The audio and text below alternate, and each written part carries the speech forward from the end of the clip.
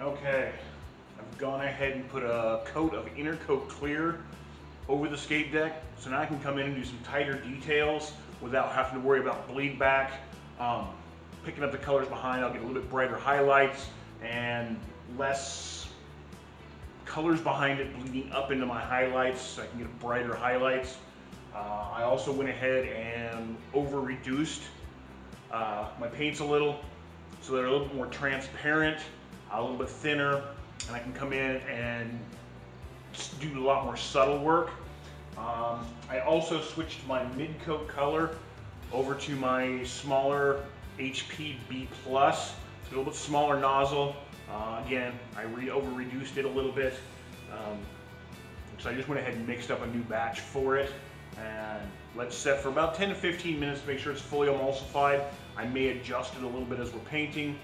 But now I'm going to go in, and just like before, I'm going to use the push and pull method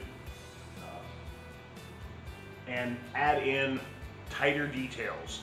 I've gone ahead and put up a reference of the skulls laid out in the design and just printed them out on paper. To do that, I used a program called Handy that has skull references that you can position and pose. If you've seen some of my other videos, you've seen how I use that and all that. I'm not trying to paint this exact image, but it just gives me an idea of how the light's going to fall on these skulls. And then of course I've also still got the three-dimensional one that I can grab and push and pull. And look how the teeth are formed, or the cheekbones or nasal bones or whatever. And keep those around. If you've got a favorite artist out there that you like and you're wanting to mimic his style, or put some of his style, his or her style into yours, go out, grab some of their images.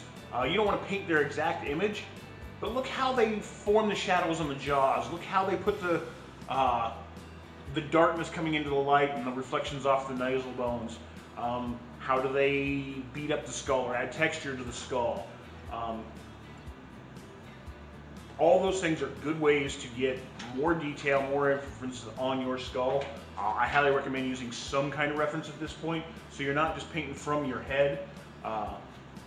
It'll give you a more in-depth, more detailed image. Let's go ahead and get started, and I'm just gonna jump in here and start adding details and chiseling out these skulls to give them more character. Hopefully this camera angle will work a little bit better than the last one too. I'm gonna start off with my mid-tone color. It's ochre with a couple of drops of black. And I'm just going to start pushing some shadows in, looking at my references, and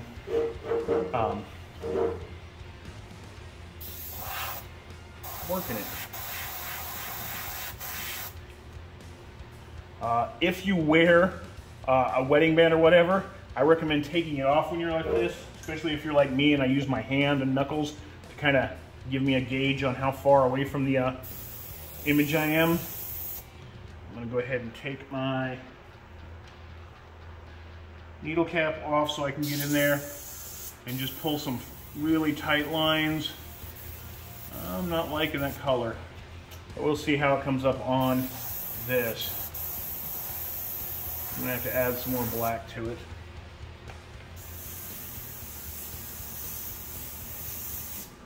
I'm liking that, and it's also giving me a little bit better flow characteristics. Thicken it up just a little. Now, I'm just going to come in here and chisel in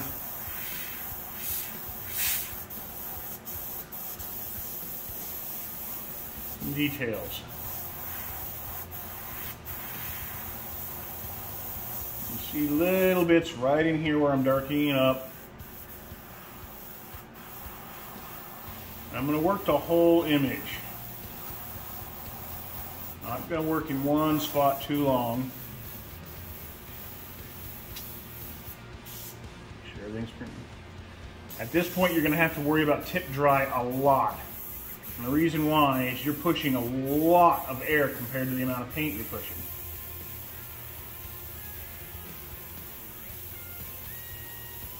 Sizzle in those teeth a little bit, push the gum line in just a hair. Do dagger strokes, itty bitty dagger strokes down into the teeth.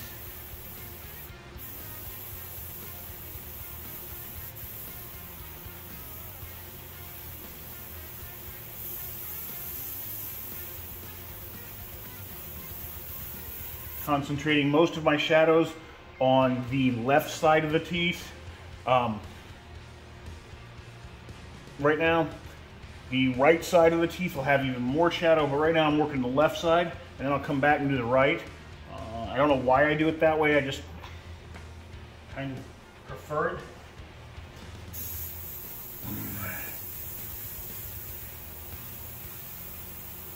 Always keep in mind your light source though. I'm just building up subtle color.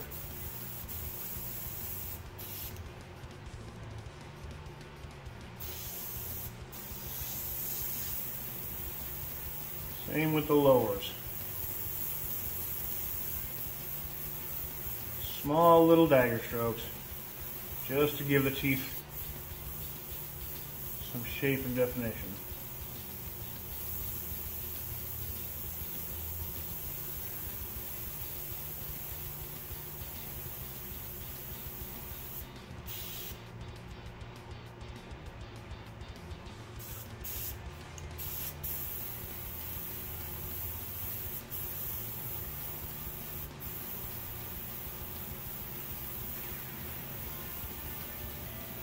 And since I get this yellow ochre in, I'm going over the teeth, giving the teeth more of a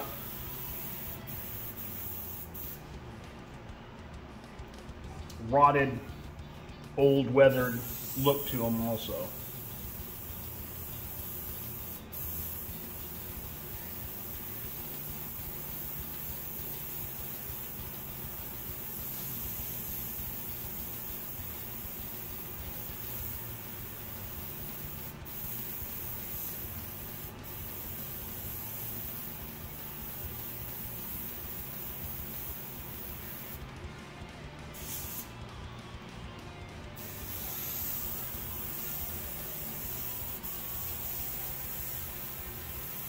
Normally during this process, I throw in some headphones and just let the music flow and help me define the shapes. And we'll just go to get into the flow. Well, that's what you want to do right now. I'm just going to keep referencing back. I've got my reference just off camera right here, kind of looking how the lights fall. That kind of helped me in there. Looks like it kind of pulls in a little here.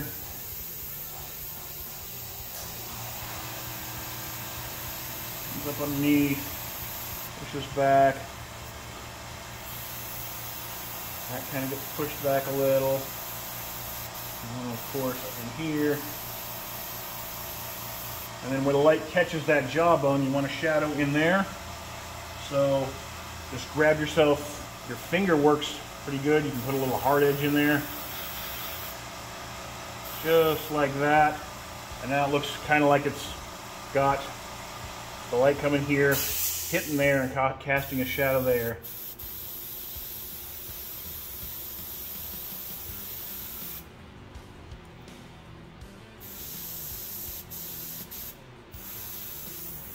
And just some little chisel marks.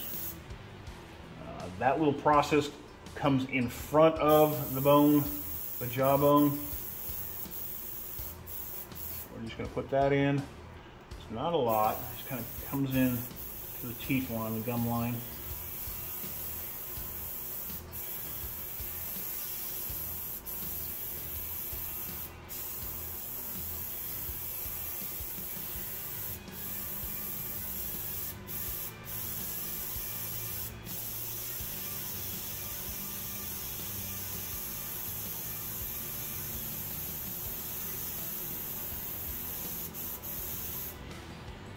Now remember, the light's primarily over here, so that side's going to be in shadow. So I'm just going to kind of dust lightly over the whole thing and then come in and put my shadows. And that'll help to kind of push that side of the teeth and gums back. Darker fades into the back, brighter pulls forward. Same with over in here. Put a little bit of detail, but it's in shadow a lot too, so.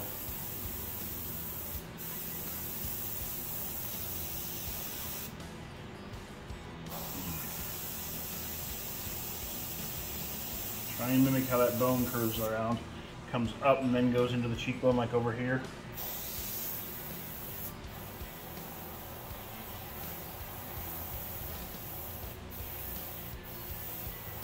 Some striations in there just to kind of give it some texture. That little fossa.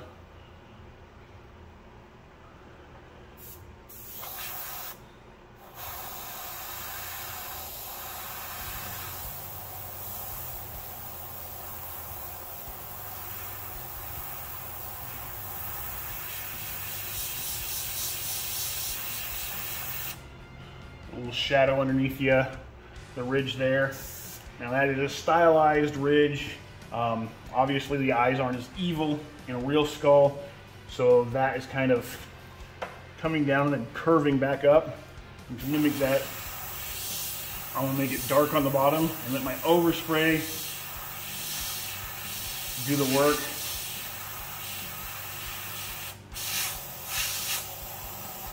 Darkening that, and I'll come back in and put a couple highlights in there later, and it'll make it even look more rounded and curved in that area. Same goes for the other side. Not wanting to make the skull holes completely blacked out. If you look at your reference, you can tell there's a lot of bone behind there. I'm not adding it all. I want them to make them look really deep, dark and recessed, but not completely. Still want to keep that like they're sockets, not holes.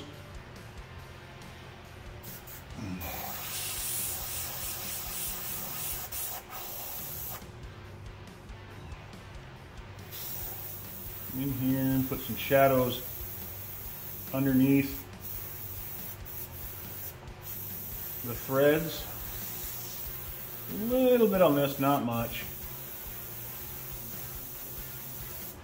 Hits that other side.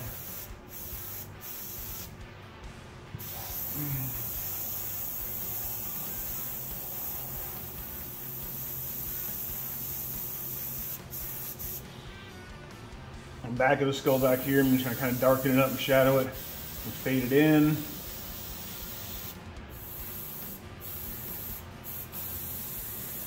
Some texture up here.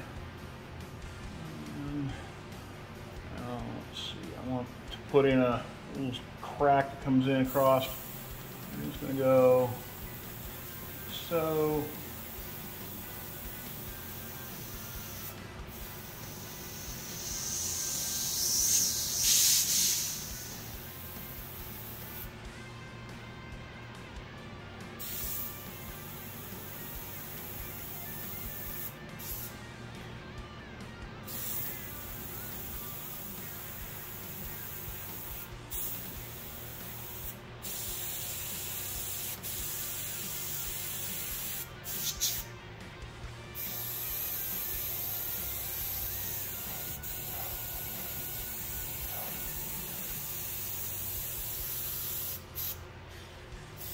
This area right here, kind of blend that corner up a little bit.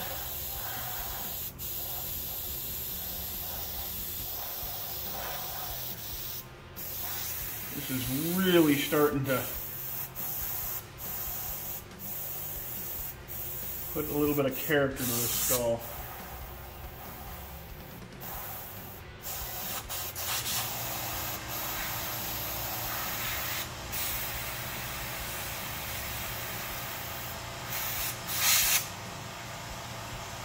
A lot more detail just by going in and noodling in little striations, marks, scratches, grooves.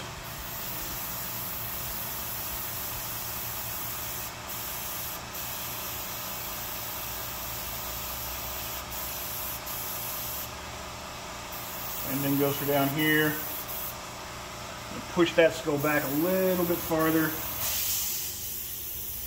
Try and catch that line a little bit better.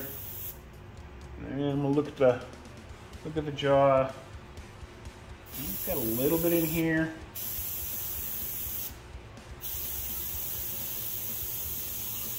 The shadows.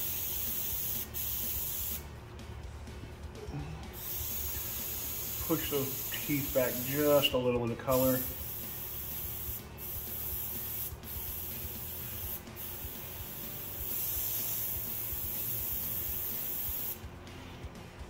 Look at the shapes of your teeth as well.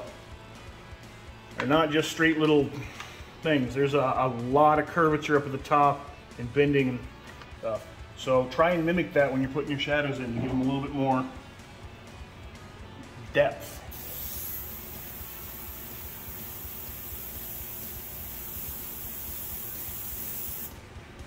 And we're just going to move on down to the next one. Do the same thing.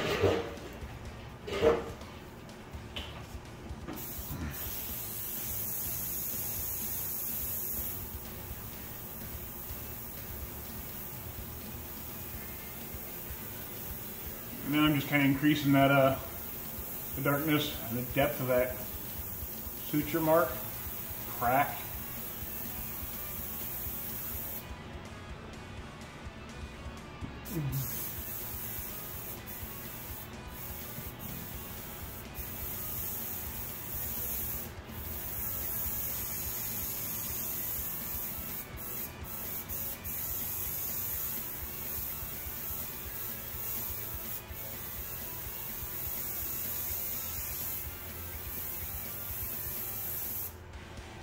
Accentuate those fossils a little bit more.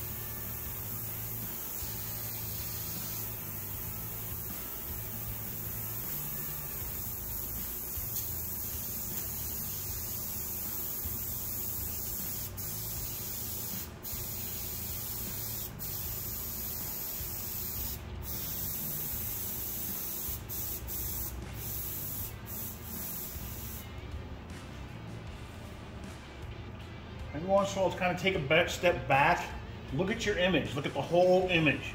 If you're always just working one little spot and getting too focused on that, you can lose the rest of the image. Take a step back, look at the whole thing, make sure you're working it even, make sure the whole image is fitting together.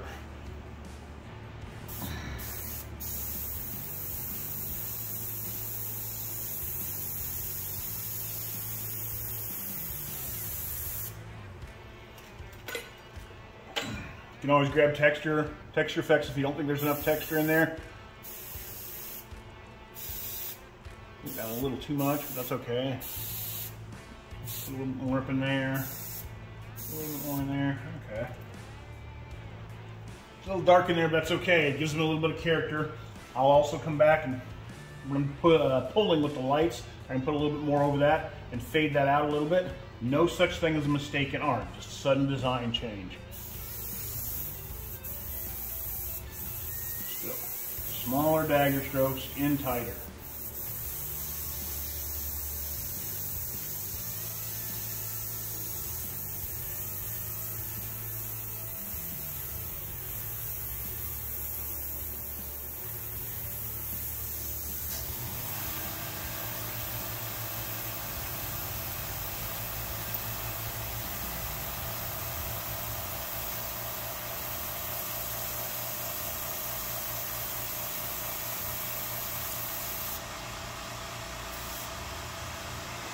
Like I said before though, this could take you an hour, 2 hours, 10 hours. All depends upon how much detail you want to put in or your customer has paid for or is willing to pay for.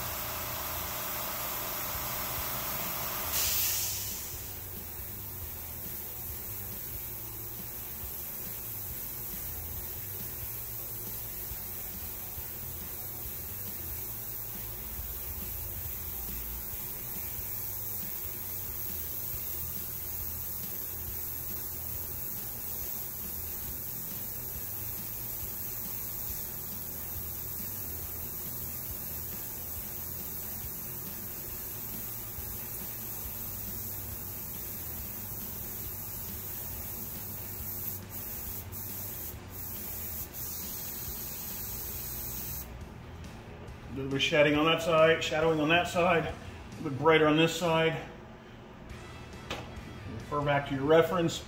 The way this bone is going, kind of like up there, there's a hard shadow, and it's kind of casts over the teeth there this time. So I'm going to use my finger as a shield. You can use your freehand shields as well. Big old template shields, and I'm going to pull it just a little bit away because I want it to be somewhat soft because the bone is up here and there. And aim where I want.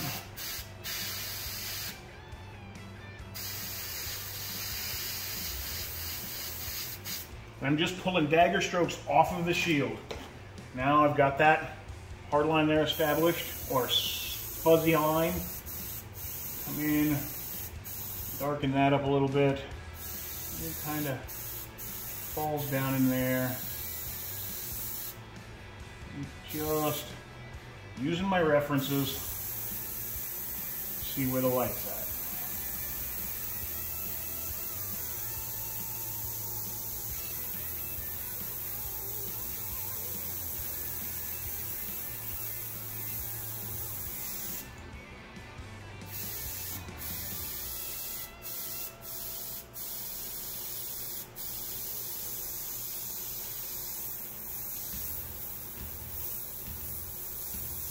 Dagger strokes, striations.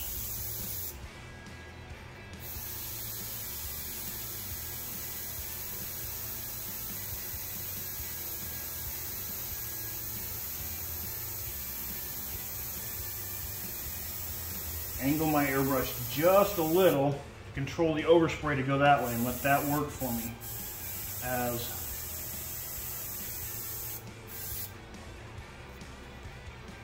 come in here. Sorry if I get in the way with my head.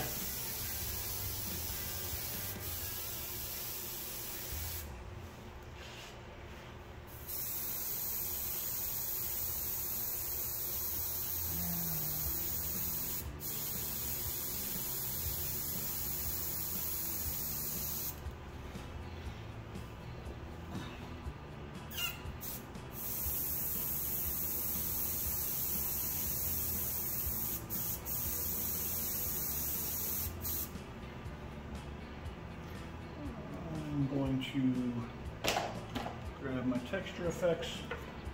A little bit more texture down here in this lower jaw. Not a lot. Just holding it a little bit off so the lines are a little or the dots are a little fuzzy. And just adding a little bit of color in there. A lot more character. A little bit more in here too.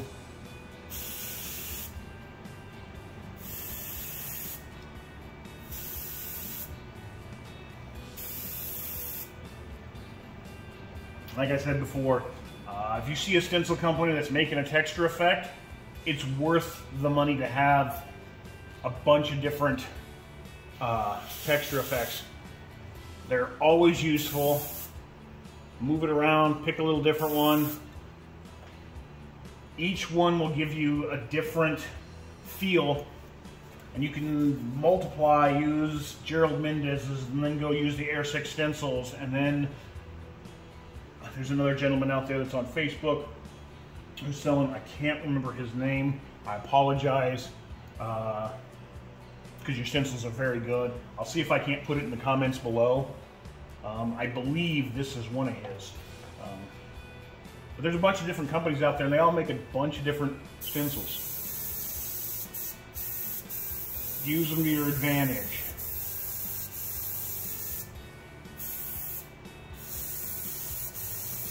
My goal is here soon to have the machine so I can start doing my own stencils, and I'll make those available for you guys.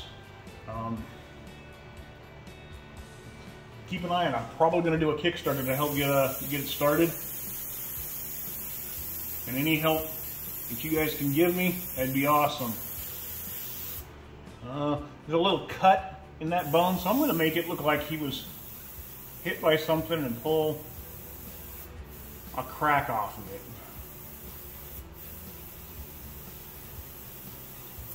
Come back with the white and kind of do a little bit of highlight and make it look cool. I've still got my dark color loaded up.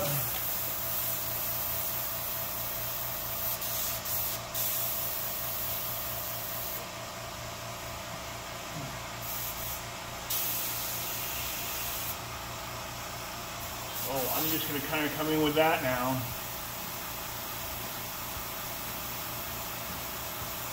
And add a little dark detail to these guys right now since I've got it.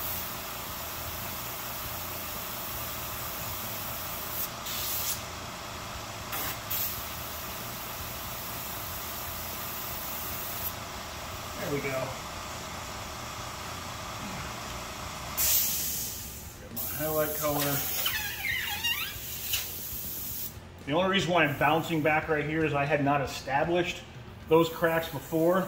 So I'm going to kind of catch that crack up with the rest of the image and then go back to my mid-tone.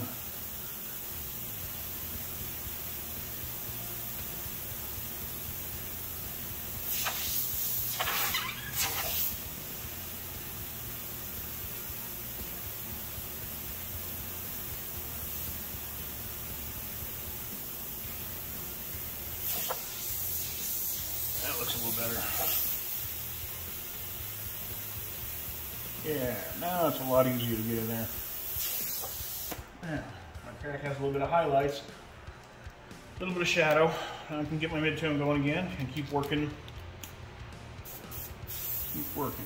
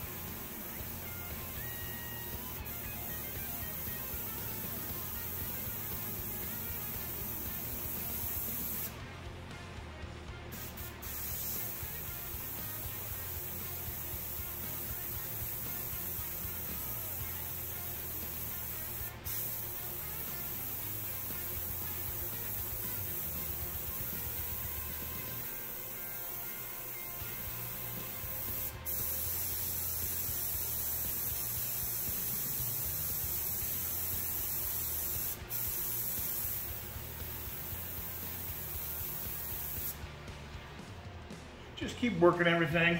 If you get a little too much dark in there, you just come back in with your bright, pull it back forward a little bit. Like I said, it's push and pull, you get your details.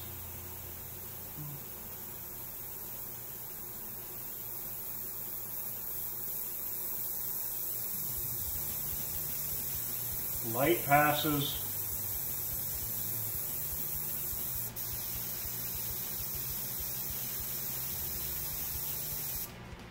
I'm not trying to paint it all in one pass.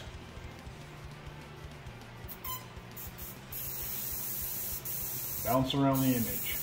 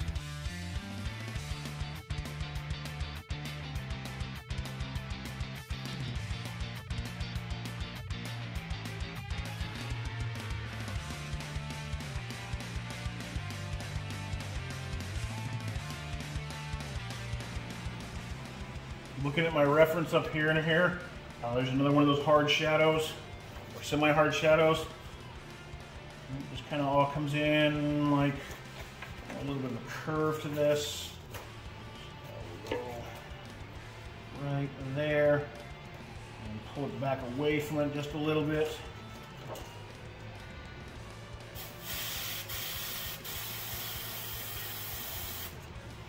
There we go.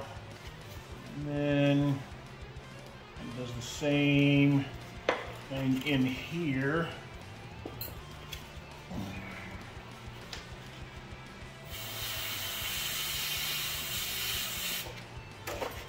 Not quite right. Get my angle quite right.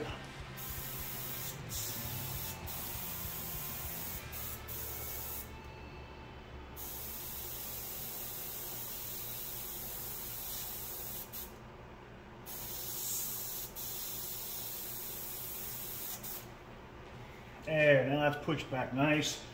And then I'm looking at my reference, it's a little shaded in there too, but not as much. So I'm just going to kind of go, bottom of the jaw kind of curves down around, and up like so. And of course some little striations.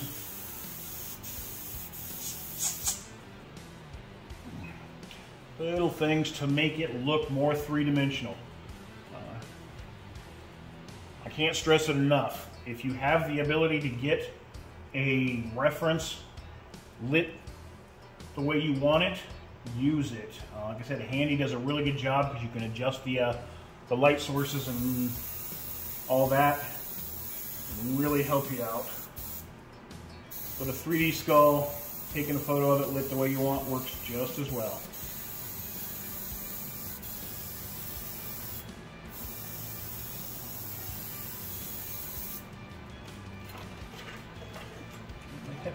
My textures.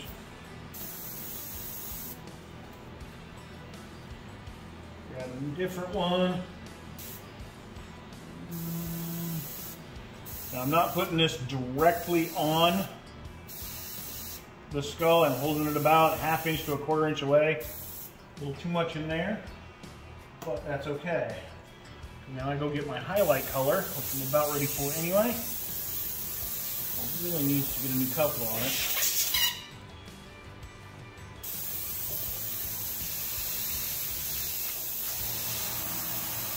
Small spots.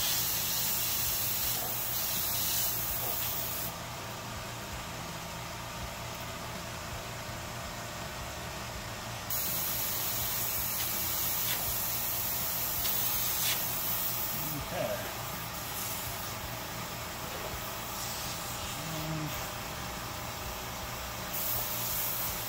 Now, we'll start back up at the top again, come back down with my highlight color, and just kind of punch a little bit of the highlights just a little. You don't want to overdo it. A little goes a long way, but again, just use your reference and then paint what you see.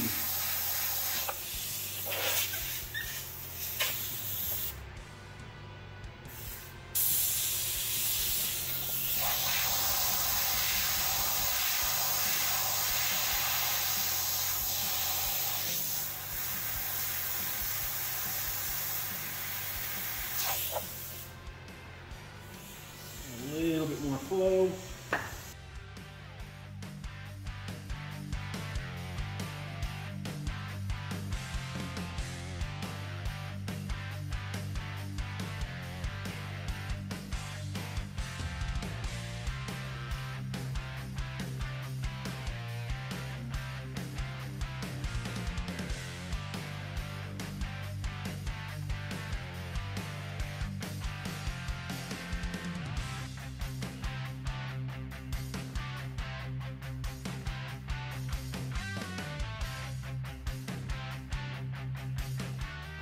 I'm going to darken in this nostril, nose cavity again.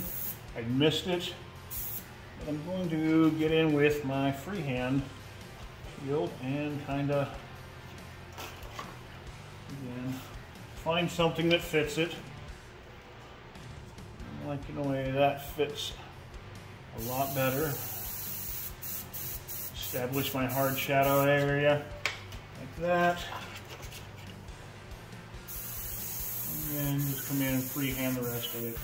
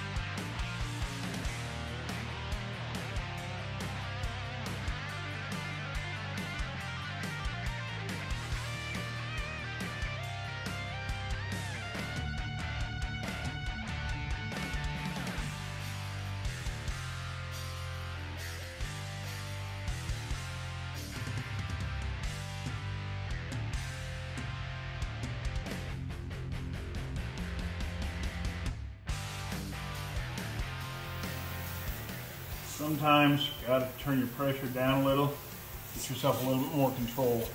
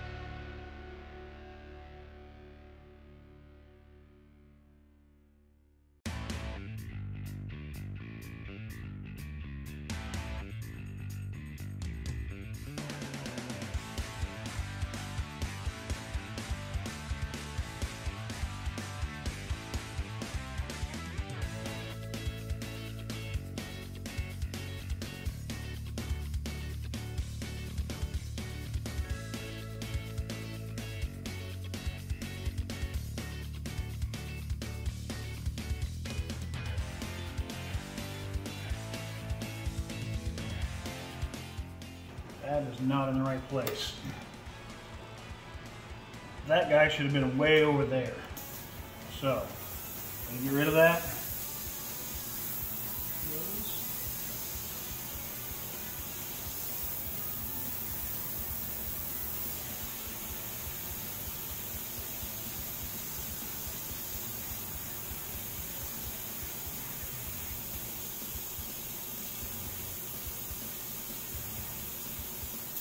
Just build up a little bit of light on it.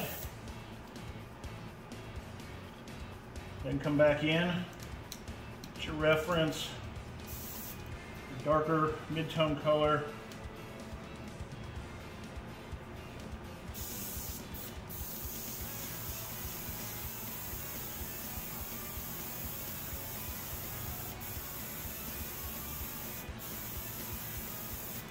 There we go.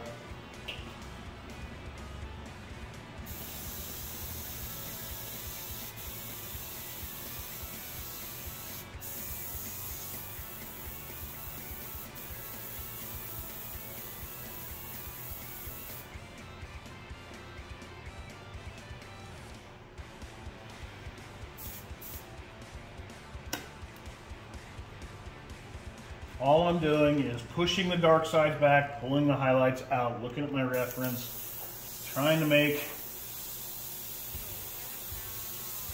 bone flow as if it does in nature.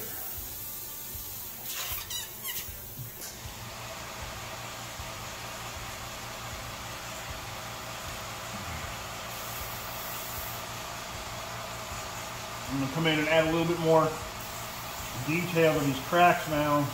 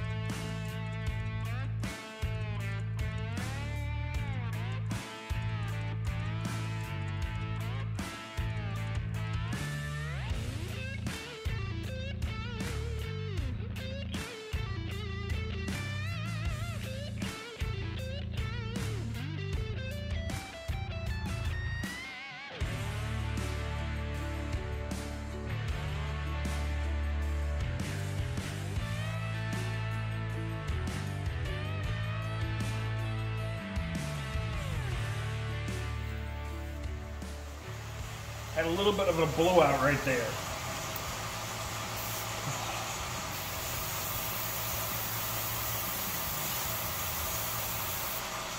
So you just fix it. Paint it. Push it back just a little bit. There we go. So I'm liking this guys, these guys, quite a bit. You can keep going for this as long as you want. Again, it's all in when you feel it's done and it's done, or the budget of your customer. Don't go and put 17 hours into something if your customer only budgeted for 12. He's not going to be happy if you try and charge him for 17 hours. You're going to lose money, and then everybody will expect 17 hours or 17 hours worth of work for 12 hours worth of pay. Make sure that you're staying within your customer's budget. Sometimes you can kind of get lost in this process and just keep going forever and ever. But remember, that's on your dime.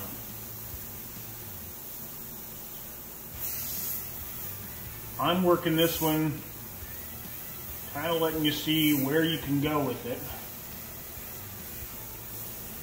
And this is all on my dime. I'm doing this for you guys.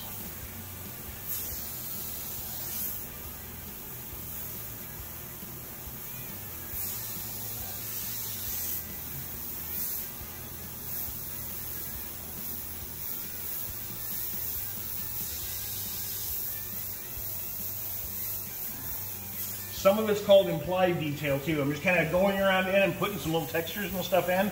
The mind's eye will pick that up and kind of fill in some details too.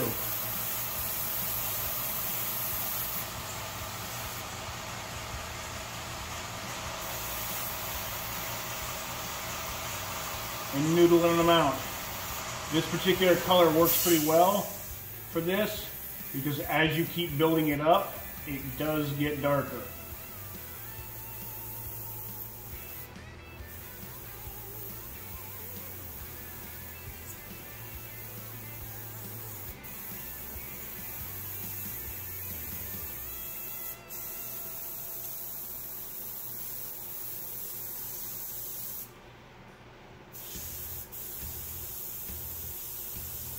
Remember, for continuity of the image, whatever you do to one skull, you have to do the second and the third, just to kind of keep it all in the same flow.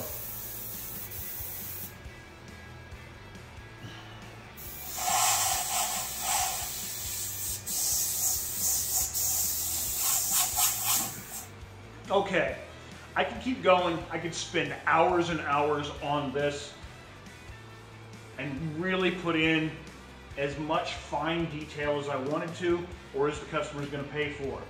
But I'm liking where this has got. I'm going to go ahead and sign this thing, put a couple of layers of a good urethane clear over it. I'll level sand that with like 1000 grit. Once it's good and dry, probably about 24 hours. Then I'll put another flow coat of quality urethane clear over that to give it a good protection, and it'll be all smooth. All the little lines and stuff that you feel from the lowrider graphics where the paint build up, that'll disappear. You may have to level sand a couple of times depending upon how thick you put your layers of paint down. But all in all, this project was a lot of fun, and I hope you guys enjoy it. Don't forget to like and subscribe. And like I said before, if you got any questions, shoot me an email or a message on Facebook or Instagram, and I'll do what I can to help you out. Until I see you next time, keep painting, guys.